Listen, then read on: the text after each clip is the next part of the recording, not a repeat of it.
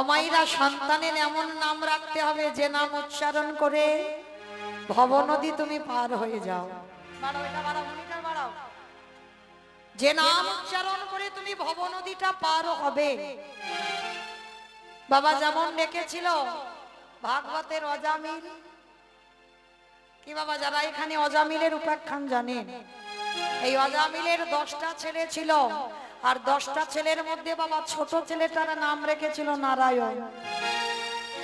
হ্যাঁ, এই অজামিল ব্রাহ্মণের ছেলে ছিল, একটা চণ্ডালিনী মেয়েকে ভালোবেসে বাবা ব্রাহ্মণ ধর্ম ত্যাগ করে সে চণ্ডালের কর্ম করত, মা শক্তি আরাধনা করত। আর যখনই ওই চণ্ডালিনীর মেয়েকে ভালোবেসে চণ্ডালিনীর গর্ভে একটা একটা করে 10-10টা ছেলে হলো। আর অজামিল কি করতো জানো? ব্রাহ্মণের ছেলে হয়ে চুরি করত, ডাকাতি করত। শুধু চুরি ডাকাতি নয়, এমনকি বাবা মানুষকে দেখে খুনও পর্যন্ত করত। তাহলে যে মানুষকে হত্যা করে বাবা সে কোনোদিন স্বর্গবাস হতে পারে? বিনা অপরাধে তার টাকা সোনা গয়না লুট করে নেবে, নিয়ে বাবা তাকে হত্যা করবে। আর সেই অজামিল যখন বার্ধক্য দশা, কিন্তু অজামিলের একটা অভ্যাস ছিল। কি অভ্যাস জানো? 10টা ছেলের মধ্যে ছোট ছেলেটার উপরে টানটা একটু বেশি ছিল। চুরি করতে যাবে, বলবে নারায়ণ তোর মা এলে বলে দিস আমি কাজে যাচ্ছি। ডাকাতি করে ফিরবে, বলছে নারায়ণ তোর মা কোথায়? নারায়ণ একটু জল দে, নারায়ণ একটু বাতাস কর। মানে খেতে নারায়ণ, বসতে নারায়ণ, উঠতে নারায়ণ। আর এই নারায়ণ বলতে বলতে যেদিন মৃত্যু শয্যায় পড়লো, মৃত্যু শয্যায় পড়ে বারবার অজামিল ডাকছে ছোট ছেলেটাকে, নারায়ণ নারায়ণ নারায়ণ।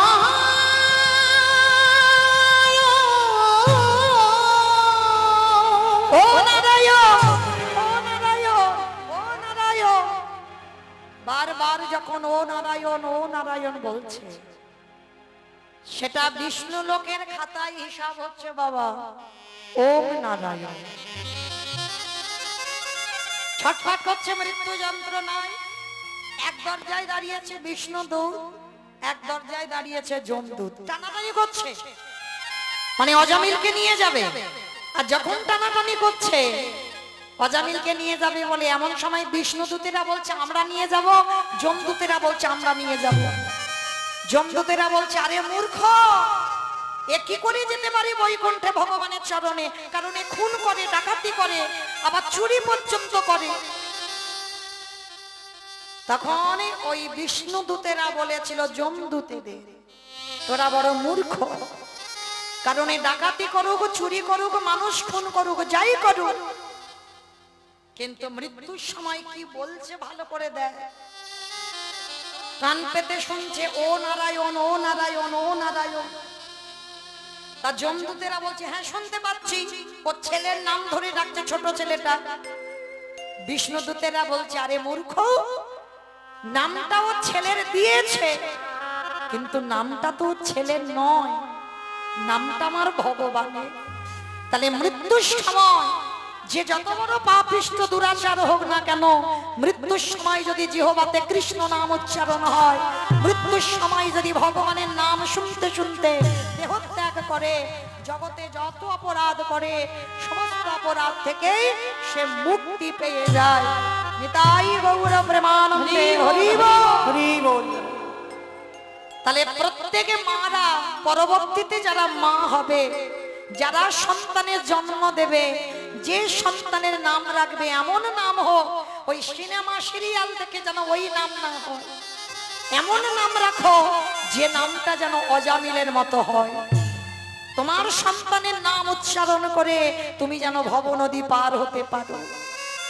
তো আজকে সত্যবতী ছেলেটার নাম রেখেছিল গোপাল। আর গোপাল বাবা তখন কথা বলে না, হামাগুড়ি দেয়। আর দেখবেন বাবা বেশিরভাগ ছেলেরা ওই ছোট ছোট বাচ্চাদের ভোর ভোর ঘুম ভেঙে যায়, আবার মা যদি কোলের কাছে নিয়ে স্তনদুগ্ধ দেয় আবার সন্তান ঘুমিয়ে পড়ে। তা মা তো আজকে লাউটা বানাতে বসেছে, আর গোপাল ঘরে থেকে হামাগুড়ি দিতে দিতে মার কোলে এসে স্তন দুগ্ধ পান করছে। মা ধারালো অস্ত্রটা নিয়েছে, কচি লাউটাকে পেরেছে, আর মহাপ্রভু হরিনাম করতে করতে আসছে, আর সত্যবতীর কানটা হরিনামের দিকে চলে গেছে। অনুভব করেন মা, হরিনামে এমনই ডুবে গেছে, এমনই মোহিত। ছেলে কোলে দুগ্ধ সেবা করছে, সেটা খেয়াল ছিল না সত্যবতী মা।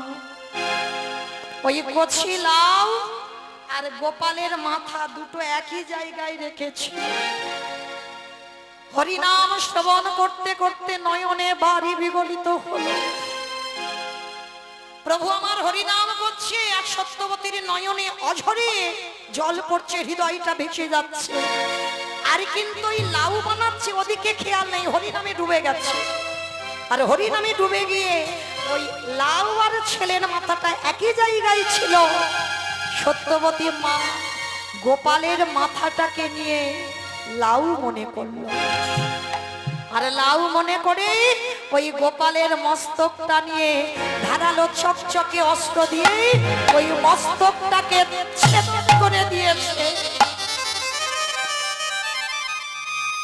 অবলা সন্তান সবে হামাগুড়ি দেয়, কথা বলে না। ঘুমন্ত ছেলের মস্তক যদি ছেদন হয়, সে ছেলে কি আর কাঁদবার সুযোগ পায়? মা সত্যবতী এখনো জানে না নিজের ছেলেকে বলি দিয়েছে। গোপালের মাথাটাকে নিয়ে ওই নাক কানে চোখ মুখ টুকরো টুকরো করে কেটেছে, একটা পাত্রে রেখে দিয়েছি। সর্বঙ্গটা রক্তে রক্তাক্ত হয়ে গেল, আর ওই হরি নামে ডুবে গেছে। মাথা দোলাচ্ছে আর ছেলের মাথাটাকে কাটছে। শঙ্করাচার্য এদিকে স্নান করে যেই না উঠানে চরণ দিয়েছে, দেখে না রক্তের স্রোত ছমকে। এত রক্ত, এত রক্ত কোথা থেকে এলো? যেই না বারান্দায় উঠেছে বাবা, দেখে না সত্যবতী হরি নামে মাথা দুলায়, হরি নাম শুনছে। সত্যবতীর কোল রক্তে ভেসে যাচ্ছে, কোলের উপরে ছেলের দেহটা, আর মাথাটাকে লাউ বলে কেটে থালাতে রেখেছে। শঙ্করাচার্য এসে ডাকছে, সত্যবতী। লক্ষ্য করবেন বাবা, যে ভগবানের নামে একবার ডুবে যায়, তার কিছু জ্ঞান থাকে না, সে শুনতে পায় না কিছু, বুঝতে পারে না কিছু। ডাকছে কিন্তু শুনতে পাচ্ছে না। এবার সত্যবতীর অঙ্গ স্পর্শ করেছে। সত্যবতী, এটা তুমি কি করছো? কি করেছো? ভালো করেছে দেখো। সত্যবতী তাকিয়ে দেখলো কোলে ছেলের দেহটা, আর ছেলের মাথাটা মা নিজের হাতে টুকরো করে পাত্রে রেখেছে। চিৎকার করে সত্যবতী বলল, গৌর হরি, গৌরী হে।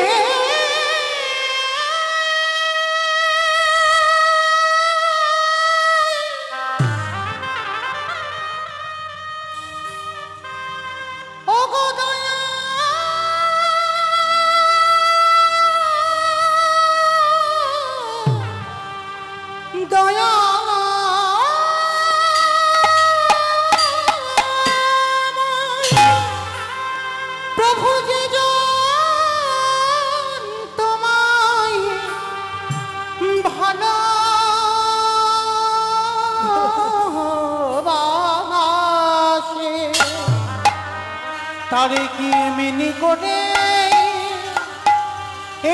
করে কাঁদিতে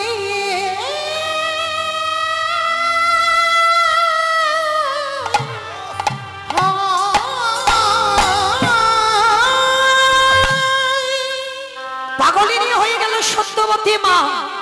যখন চিৎকার করে কাঁদছে, শঙ্করাচার্য সত্যবতীর মুখটা চেপে ধরেছে। চুপ করো, একটু আওয়াজ করো না, আওয়াজ করো না। সত্যবতী, পাল্টাও, মাইকটা পাল্টাও।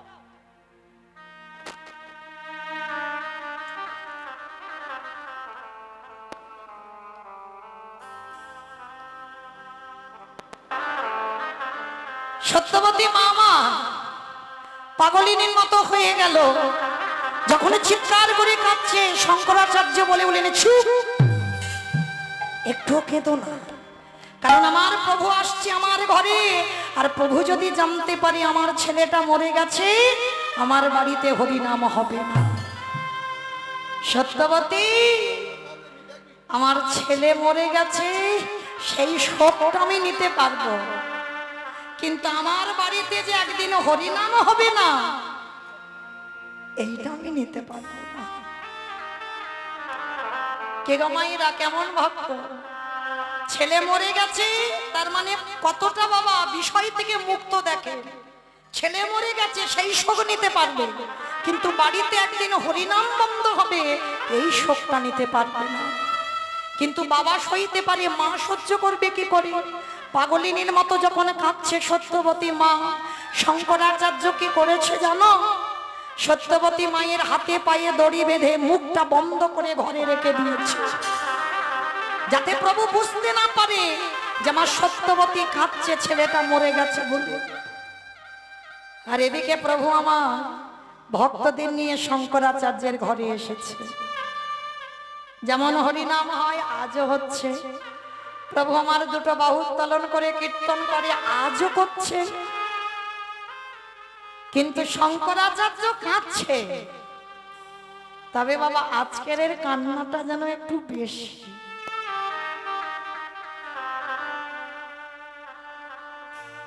কারণ দুটো শোক একসঙ্গে বাবা, এক হলো পুত্র হারাবার শোক, আর একটা হলো আমার গৌর হরি জানতে পারবে আমার বাড়ি অসৌচ, কালকে থেকে হরিনাম হবে না। এই দুটো শোক একসঙ্গে উঠছে পড়ছে। সত্যবতী মা ঘরের দরজা বন্ধ করে আওয়াজ করতে পারছে না, মুখ বাঁধা। প্রভু আমার নৃত্য করতে করতে প্রশ্ন করলো, শঙ্করাচার্য এদিকে এসো। আচ্ছা, তুমি আমার কীর্তনে কাঁদো, আমি রোজ দেখি, কিন্তু কোনদিন তো এত কান্না কাঁদো না, আজকের কি হয়েছে তোমার? তুমি এত কান্না কাঁদছো? না গৌরী, কিছু হয়নি তো, আমি যেমন রোজ কাঁদি আজকেরও কিন্তু জানো, আমার যেন মনে হচ্ছে তোমার বাড়িতে কোনো অমঙ্গল ঘটেছে। প্রভু বলছে তোমার বাড়িতে অমঙ্গল ঘটেছে। শঙ্করাচার্য বললেন, না প্রভু, না, যার বাড়িতে এমন মঙ্গলময় হরি দাঁড়ায়, তার বাড়িতে কি কোনোদিন অমঙ্গল ঘটে? কিছু হয়নি প্রভু, কিছু হয়নি, কিন্তু সবাইকে দেখতে পাচ্ছি, আমার সত্যবতী মাকে তো দেখতে পাচ্ছি না। প্রভু, ও ভিতরে একটু কাজে আছে, তুমি হরিনাম করো। আর সত্যবতী কাঁদছে ঘরের ভিতরে, সেই কান্না গৌর চরণে আসছে। শঙ্করাচার্য কিছুক্ষণের জন্য ভুলে গেছে যে আমার প্রভু অন্তর্যামী, ভক্ত যদি অন্তরেও কাঁদে সেটা প্রভুর চরণে পৌঁছে যায়। বারবার গৌর হরি বলছে, আমি যাবো একবার সত্যবতী মার কাছে। না প্রভু, মা তো একটু কাজে আছে, তুমি যেও না। সে কি গো, কোনদিন তো তুমি আমায় তোমার ঘরে যেতে বাধা দাও না, কি হয়েছে আজকে? ছেলের কাটা দেহটা মা পুটলিতে করে বেঁধে রেখে দিয়েছি। সত্যবতী মা, মুখ বাঁধা তো আওয়াজ হচ্ছে না। ভগবান গিয়ে দরজাটা খুলে যেই না সত্যবতী মার কাছে দাঁড়িয়েছে, সত্যবতী মা আমার আছাড় খেয়ে একেবারে গৌর শরণে পড়ল। তাই গৌর হরি বল,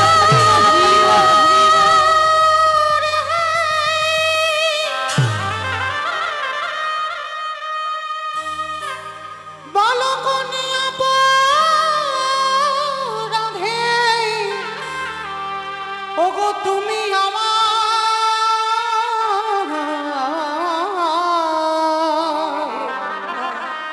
আমায় পুত্র হারা করে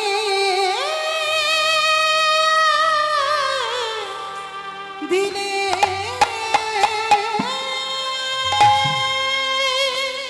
আমি তো চাইনি তোমার কাছে এই সংসার, আমি তো চাইনি তোমার কাছে এই সুখ। আমি কেন কেড়ে নিলে আমার সন্তানটাকে? সুখের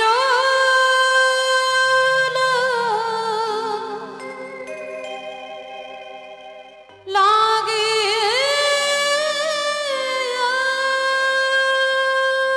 ফিরিয়ে দাও আমার গোপালকে, ফিরিয়ে দাও।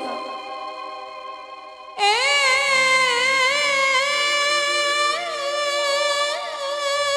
ঘর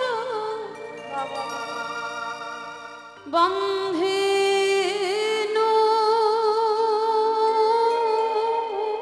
আমি তো কোনোদিন তোমার কাছে বলিনি আমার সংসারের সুখ দাও, সন্তানের সুখ দাও। অনলি ফিরিয়ে দাও, ফিরিয়ে দাও। ওরিয়া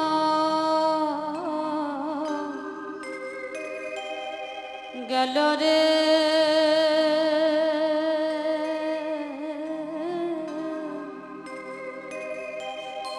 অনলি উড়িয়া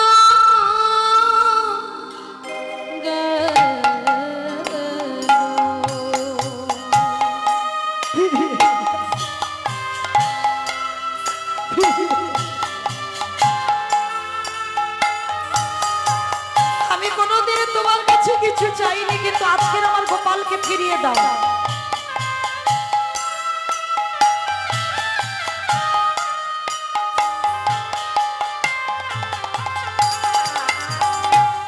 আমি আমিও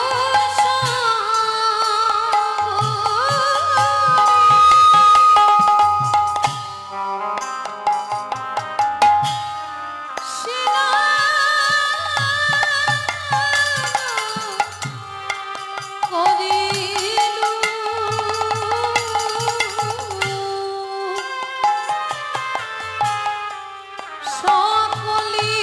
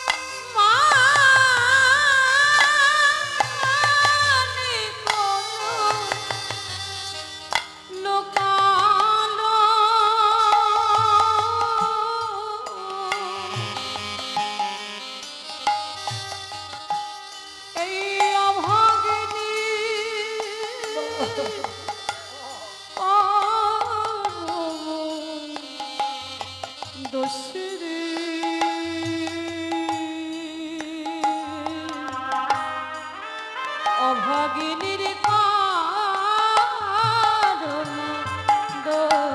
ফিরিয়ে দাও তুমি আমার কাছে, ফিরিয়ে দাও। আমি সুখের লাগে নিতাই গৌর প্রেমানন্দে হরি বল, হরি বল, হরি বল।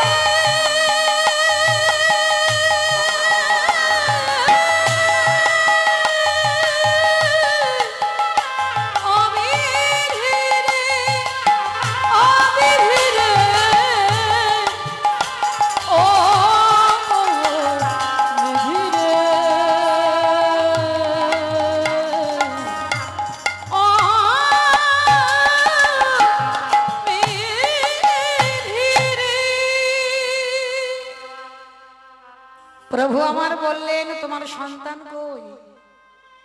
সাদা পুটলিতে টুকরো টুকরো করে লাউয়ের মতো কাটা আছে। পুটলিটা গৌর চরণে দিয়ে বলছে, দেখো তোমার হরিনাম শুনে আমার এই দশা।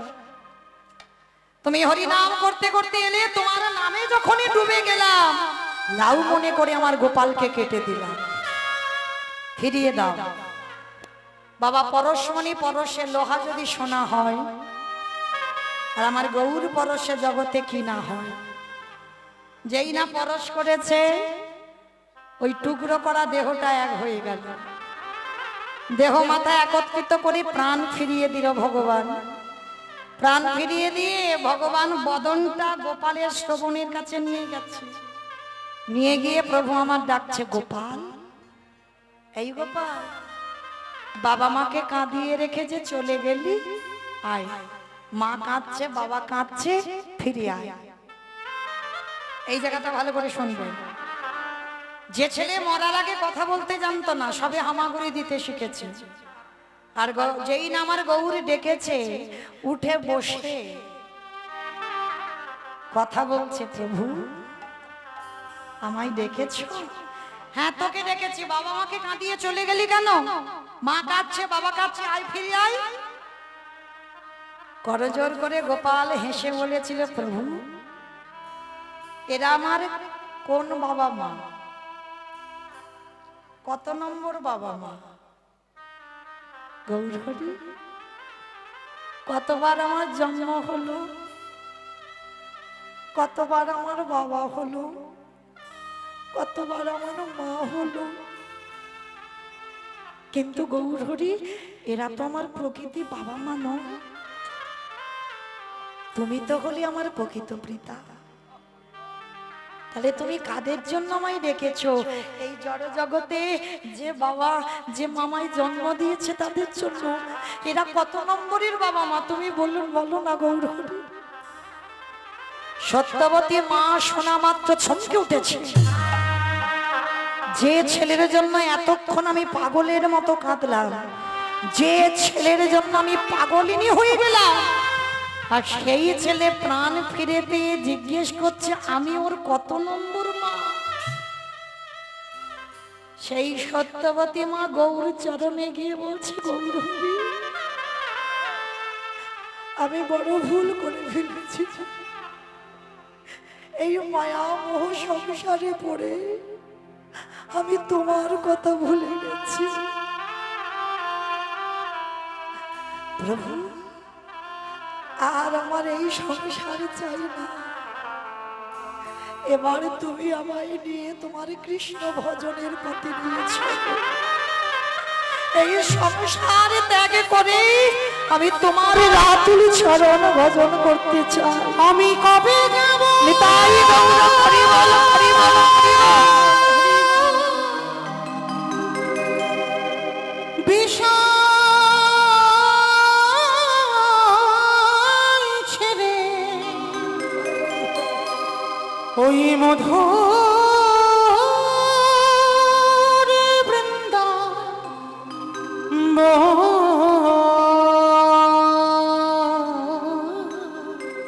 আর যে ভালো লাগে না গৌর, ওরে কৃষ্ণ নামে তোমার চরণে আমার আশ্রয় দাও। কাঁদবে কাবে এই সংসার থেকে আমি মুক্তি পেয়েছি। আমার পোড়া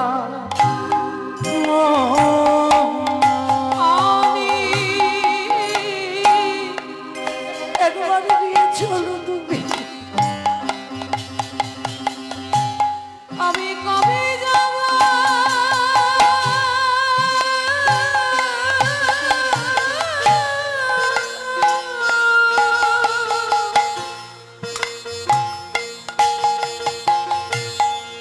এই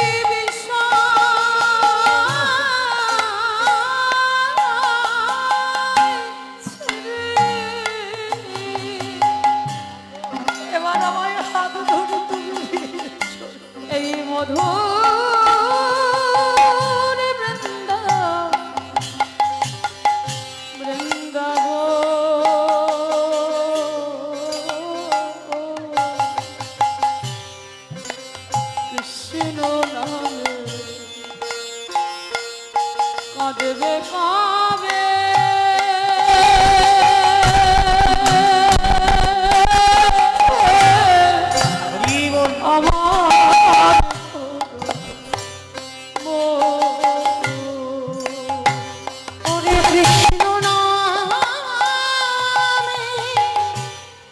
আর সংসারের মায়ায় আমার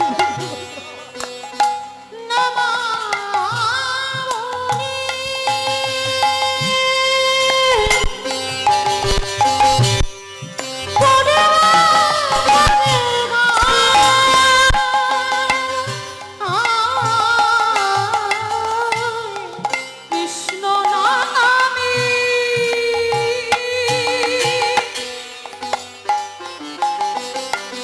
ওই নামা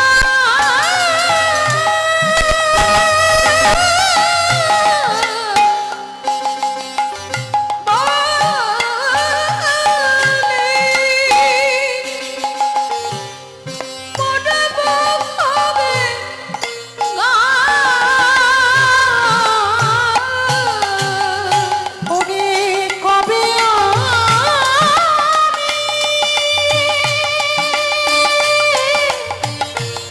প্রাণ জোড়াবো গিয়ে মথুরা ওরে কৃষ্ণ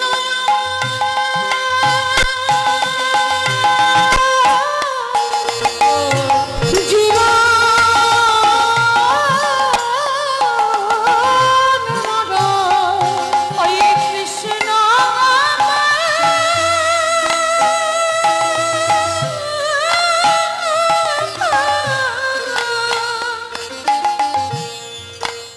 ওই জীবন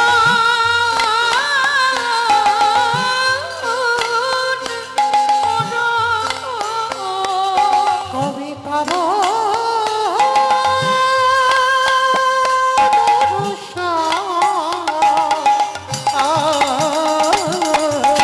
কৃষ্ণ নামে নিতাই গৌর প্রেমানন্দে হরি বল হরি বল হরি বল। আমার খোদা কৃষ্ণ নামে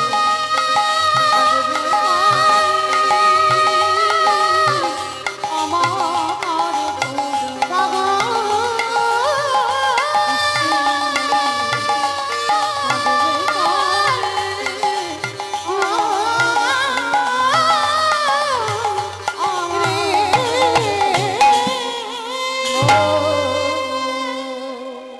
সেদিন শঙ্করাচার্য সত্যবতী মা বুঝতে পারলো এই জড় জগতের যতই আমার আমার করো না কেন কেউ তোমার নয়।